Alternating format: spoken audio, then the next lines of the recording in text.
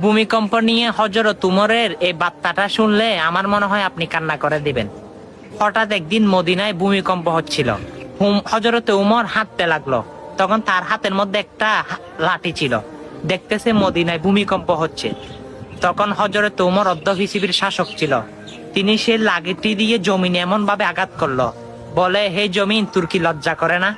তুই যে জমিনের মধ্যে ভূমিকম্প দিয়েছস, তুই যে জমিনের মধ্যে ভূমিকম্প সৃষ্টি করেছস, তুই কি জানস না এই জমিনের মধ্যে কে শুয়ে আছে? তিনি হচ্ছে সরকারে কায়নাত, যিনি না হলে দুনিয়া হইতো না, তোর জমিন পর্যন্ত হইতো না। তিনি হচ্ছে আমি আপনার নবী হযরত মুহাম্মদ সাল্লাল্লাহু আলাইহি ওয়াসাল্লাম।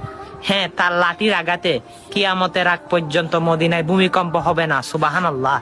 দেখেন, আমার রসুলকে মাটি পর্যন্ত চিনে হযরত উমরের এত পাওয়ার ছিল। আল্লাহু আকবার। আমরা সেই নবীর উম্মত, আমাদের পাওয়ারও কিন্তু এমন, কিন্তু সে পাওয়ার দেখাতে পারতেছি না। সে নবীদের সম্মানগুলো শুনলে মানুষের কাছে পৌঁছায় না। গান নাচ টিকে শেয়ার করতে পারি। আজকে যারা আমার নবীজির আশেক রয়েছেন, তারাই এই বার্তাটা সকল মুসলমানকে জানিয়ে দিবেন।